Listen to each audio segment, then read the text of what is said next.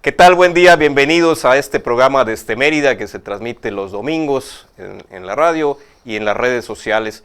Hoy tenemos como invitado, como siempre, a nuestro amigo Luis Hevia, el licenciado Luis Hevia, un servidor, Raúl Arceo, en ausencia del director de la revista. Afortunadamente no nos acompaña hoy, entonces yo creo que va a ser más entretenido el programa.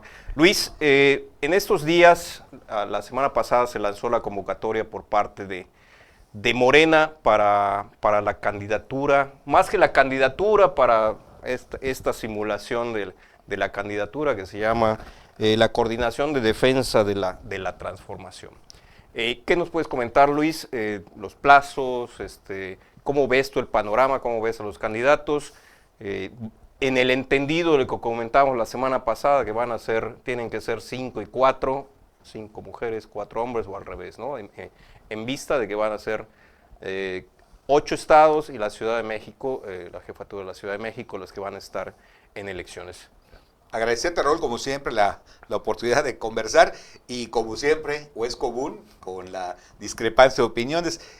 Fíjate que yo no me parece que sea una simulación, me parece que los dos bloques de partidos hoy que están presentándose en el ámbito nacional, pues han implementado este mecanismo de integración y de articulación, en mi opinión, de lo que podría consolidar en ambos casos las alianzas con partidos políticos y con los ciudadanos. De tal manera que en el caso particular que planteas, obedece a este proceso de definición de los coordinadores de la defensa de la Cuarta Transformación en las entidades federativas, donde de manera concurrente van a participar en la elección del 24 candidatos a gobernadores con candidato a la presidencia de la República. Ha dado inicio, como tú bien señalas, y en el caso que resulta interesante por este aspecto relacionado a la paridad de género, que en el caso particular de Morena serán 5 varones y 4 mujeres quienes encabezarían las candidaturas de ya este está bloque. Definido que van a Está definido, según fue expuesto como en los últimos días por el presidente nacional de Morena, Mario Delgado, en el sentido de que dan cumplimiento con esto a lo que establece la legislación electoral para que los partidos políticos en el ciclo electoral que concluye el próximo año deberán de haber ya postulado en todo el país 16 hombres y 16 mujeres. De tal manera que para Morena, de manera particular, en estas 9 elecciones que estarán en competencia en el año 2024 y en el cumplimiento de este mandato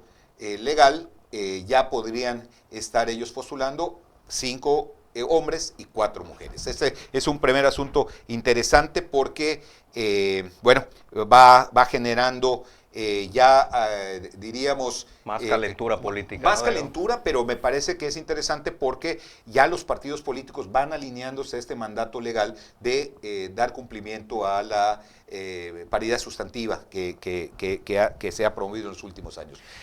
Sí. Sí, yo me refería al tema de la simulación en cuanto al nombramiento, no al proceso en sí, sino en una simulación en cuanto al nombramiento, dado que el resultado de este proceso en la práctica va a ser que va a ser el candidato a la gobernatura, quien quiera que sea, como en el caso de la presidencia de la República, que es Claudia Sheinbaum, aunque no se le puede llamar candidata todavía, y en el caso también del Frente Amplio por México, que es Xóchitl Gálvez, que también es ya prácticamente la candidata. Sin embargo, más que nada me refería a eso. Entiendo también que las propuestas que tienen que hacer los comités estatales de Morena, los consejos estatales de Morena, es que tienen que 4 propuestas viables, ¿no? O sea, 2 hombres y 2 mujeres, y que el proceso empieza el lunes y martes las inscripciones. Entiendo que en el caso de Yucatán ya se inscribieron Alfa Tavera, Joaquín Díaz Mena, Raúl Paz, creo que está por allá Federica, la ex integrante de Cabá, que no es por parte del Verde. Por parte del Verde, pero ¿cómo ves tú el proceso en Yucatán en vistas de estos nombres que estamos dando? ¿Cómo ves el proceso? Mira, yo destacaría 2 cosas. Raúl, como tú lo has expuesto y manteniendo la postura, que más que una simulación me parece interesante cómo los bloques de los partidos políticos se están desarrollando. Tú mencionabas acertadamente que en el caso de lo nacional están ya Claudia Sheinbaum por parte del bloque que integran Morena, Verde, PT, y en el caso de Xóchitl Gálvez, que encabeza este bloque del PAN, PRI, Frente PRD, Amplio por México. El Frente Amplio por México, y en el caso de Yucatán, pues ya ha definido por parte, uno de los integrantes de este bloque, en el caso de Yucatán, que es el PAN con Renan Barrera. Si lo trasladamos aquí a este caso que nos ocupa el día de hoy en el programa, el análisis, me parece interesante en cuanto al método que define Morena para en los 9 estados determinar quiénes serán sus coordinadores de lo que en la figura interna llaman los comités de defensa de la Cuarta Transformación. En el caso de Yucatán, interesante que se genere una participación, diríamos, abierta en términos de la convocatoria, donde están participando personajes, diríamos, tan diversos, y lo digo de manera muy respetuosa, en términos, diríamos, de lo que pudiera representar para Morena la solidez de una eventual candidatura a la competencia del gobierno del Estado. Encontrar, por ejemplo, sin duda, la separación del cargo de Joaquín Díaz Mena en la Delegación del Bienestar, que vino desempeñando en los últimos años, y que representa en los estudios de opinión pública que son conocidos el candidato más sólido dentro de Morena, un candidato que ha venido siendo puntero en las mediciones tanto internas como cuando se contrastan con otros competidores de otros partidos u otras fuerzas políticas, y que sin duda representa para los integrantes de Morena pues el activo más sólido y mejor posicionado de acuerdo a los estudios de opinión pública. Sin embargo, en los términos de la propia convocatoria que emitió Morena, permitió la inscripción de una manera abierta a otros militantes, a otros simpatizantes, e inclusive a militantes de partidos diferentes, como el caso del Verde, en la figura de la diputada Federica Quijano, y entiendo que hay también el registro del diputado Mario Peraza, también del Verde. De acuerdo a este procedimiento y lo que se dio a conocer, será en primera instancia este registro que se dio el lunes y martes pasado, de una manera libre, abierta, insisto, tan amplia como lo que acabamos de comentar, que en este proceso valía la pena destacar también que uno de los actores políticos relevantes de Morena, considerados de los fundadores, decide no participar, que es en el caso de Rogelio Castro, y que sin hacerlo de una manera expresa, pero sí de una manera tácita, digamos, simbólica, y que nos permite entender que hay un respaldo a la figura de Joaquín Díaz Mena. Esto me parece interesante porque en términos del proceso interno, si bien hay una libertad de participación de los actores políticos de Morena, en el caso de lo que representa o se interpreta la declinación de Rogelio Castro, y que sin que sea expreso, pero se interpreta y se entiende una adhesión o un respaldo, mejor dicho, a Joaquín Díaz Mena, es algo muy interesante porque me parece que hay un rasgo, una señal muy sólida de el mantener esa unidad que será indispensable para la competencia electoral. El proceso, atendiendo a lo que señala Raúl, cumple con esta primera etapa. La segunda etapa es que el Comité Nacional Electoral de Morena revisa los perfiles y el cumplimiento de los requisitos que establece su convocatoria a nivel nacional y envía a su Consejo Estatal, que una vez que ya estemos al aire en radio, ya habrá sucedido esto, el día 28 del mes de septiembre están convocados a sesionar, de acuerdo a lo que ha trascendido en los medios de comunicación esta convocatoria, y el Consejo Estatal, como lo harán en los otras 7 entidades federativas y la Ciudad de México, recibirán del Comité Nacional las propuestas que hayan sido aprobadas.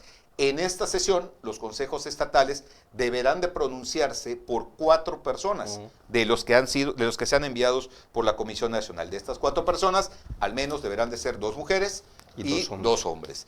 Esta aprobación regresará a la Comisión Nacional, quien inclusive podría tener alguna condición de poder incluir algún señalamiento, ¿no? O algún señalamiento, pero todo en cumplimiento de la ley. Y serán finalmente estas propuestas que son validadas, diríamos, o respaldadas por los consejos estatales, quienes se someterían eventualmente a el estudio de opinión pública o al modelo demoscópico que hemos comentado en el programa anterior, y que a partir de eso se determinará quiénes serán que sería, según entiendo, del 29 de septiembre al 29 de octubre. Al 30 de octubre, según señala la convocatoria. El 30 de octubre ya estaría saliendo como fecha última. Tiene hasta el 30 de octubre para que en las 8 entidades federativas y en la Ciudad de México puedan ya haberse determinado quiénes Pero serán el 30 ya estarían los coordinadores ya señalados, ¿no? Así es. Acá lo interesante también, Luis, dentro del análisis que digo, nos ha tocado ver a lo largo de la historia en Yucatán y de México, dentro de ese análisis, es que ningún candidato de los inscritos proviene en sus raíces de Morena. Sí, Alfa Tavera creo que es el PRD, o fue diputada, fue alcaldesa por el PRD. En el caso de Raúl Paz, pues viene de Acción Nacional. Verónica Camino viene del PRI. Federica, pues como lo comentas, viene del Verde. Inicialmente no sé si tenía alguna militancia previa. Mario Peraza viene del PRI también. O sea, vemos que Morena lo ha estado haciendo como un partido en su momento fue emergente y donde no tiene mucha bueno, Guacho viene inicialmente del PRI, pasa al PAN y después ya está en Morena. O sea, vemos cómo Morena ha sabido convocar, ha sabido reclutar diferentes personalidades de partidos tan disímbolos, ¿no?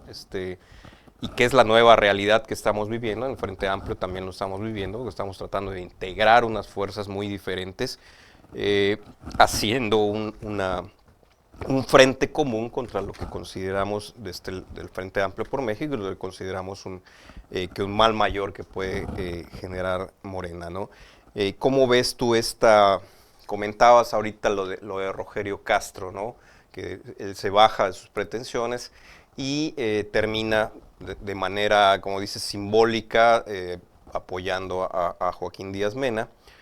Pero ¿cómo ves en el caso de que hablabas de la unidad, pero la posibilidad de ruptura, ¿no? Yo creo que las personalidades que más pintan, los precandidatos que más pintan son Joaquín Díaz Mena y en su caso la senadora Verónica, que ya fue incluso candidata a la alcaldía, no le fue bien, se fue hasta el 3er lugar, pero de alguna manera ya hizo una campaña en Mérida, ¿no? Como que adelantando lo que pudiera ser. ¿Cómo ves tú no ves posibilidad de rompimiento en estas personalidades tan disímbolas? Mira, yo creo que en primera instancia lo que tú describes en esta integración que se está dando en los 2 frentes, llamémoslo de esta manera, en los 2 bloques de partidos políticos, pues nos marca una nueva manera de alianzas políticas en nuestro país, en nuestro estado, donde partidos políticos tan dispersos o tan diferentes como en el caso del PAN y el PRI, por ejemplo, del PRD, y en este caso yo diría que en el caso del PT, del Verde y de Morena, tiene una característica particular precisamente, diríamos, en el partido que tiene el mayor peso dentro de este bloque de partidos políticos. Ahí estoy hablando de Morena. Un partido joven, un partido de pocos años de conformación y de fundación, pero que de origen efectivamente viene una confluencia de actores políticos, de partidos. Lo dijiste bonito, licenciado, es un cheque.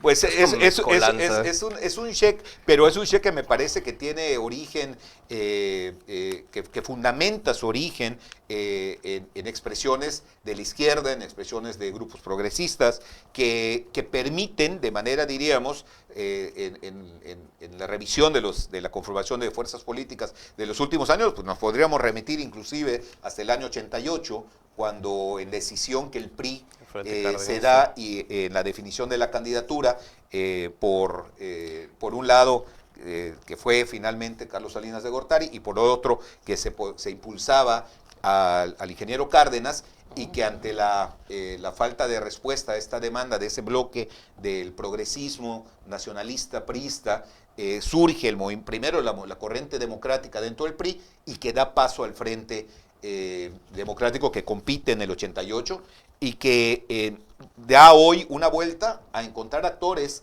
que en ese momento salieron del PRI y hoy fueron fundadores de Morena. Pero a lo largo de los años está el caso del PRD, está el caso de partidos políticos que están en este espectro de la política, de la geopolítica, que es la izquierda o el progresismo. Me parece que en ese sentido, si bien es un partido de reciente creación, tiene un origen diverso y en expresiones políticas. Pero mucho más allá de lo que comentas. En su momento, como comentas, en el PRI hay una decisión con temas incluso ideológicos, ¿no? O sea, la izquierda. Aquí, digo con todo respeto para algunos de los actores, yo no veo un tema ideológico de conformación de Morena. Veo, en broma decíamos que era un cheque, porque ahora sí que metieron de dulce chile manteca. Yo veo a algunos actores que se salieron del PAN que no tienen nada de progresistas, y yo en muchos de los casos y en algunos estados también veo un marcado oportunismo por tener pragmático y adiós a las ideologías, ¿no? Entonces sí, no dudo que en algunos casos haya gente de izquierda que ve en Morena una opción válida, pero en muchos casos, incluso en Yucatán, yo no veo a nadie de la izquierda tradicional, de lucha social, que esté conformando alguna de las candidaturas de Morena. Y aquí viene interesante esta expresión que pone Raúl, digo, y con respeto, seguramente, y está en la identidad propia de cada uno de los actores políticos, probablemente en algunos perfiles como los que tú señalas, pero me parece que hay otros que pueden venir inclusive de partidos políticos como Acción Nacional, que tiene una formación más de corte conservador, con algunos de sus postulados, pero también hoy, y esto evidentemente tú tienes más conocimiento que yo dentro de la militancia de Acción Nacional, pero que también empieza a generarse una serie de expresiones, y que creo que eso nos daría inclusive para un buen programa, de dónde hoy podemos encontrar en este espectro de lo que llamamos la geopolítica, ya no necesariamente la izquierda y la derecha. Hoy surgen, por ejemplo, expresiones que pueden mencionarse como progresistas, donde a diferencia de esa izquierda de la que fuimos inclusive como jóvenes, muchos de nuestra generación, parte de nuestra generación, escuchar esa izquierda que defendía un modelo económico, la estatización, la lucha de clases, postulados que tenían que ver más con un modelo económico entre el socialismo y el capitalismo, o el comunismo y el capitalismo. Hoy las causas progresistas están más allá en temas como la igualdad de género, como el matrimonio, el tema de derechos, universal, el tema de derechos, exactamente. Entonces yo creo que en esa transversalidad es donde hoy a lo mejor podamos encontrar gente que no está en ese perfil, diríamos, del espectro político tradicional, y que pudiéramos encontrar gente que esté militando en partidos políticos que, si bien tuvieron origen en la izquierda, hoy evolucionan. Y esto es un tema muy interesante, Raúl, porque está sobre todo en la discusión de jóvenes. Nos pasa en nuestra generación con nuestros hijos o nuestros sobrinos, que hoy traen ellos una agenda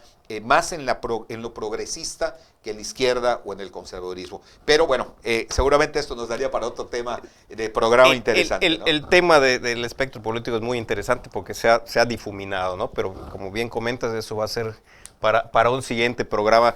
Les agradecemos, estimado auditorio. Muchas gracias, Luis. Raúl, un gusto como siempre. Nos vemos en la siguiente de Mérida.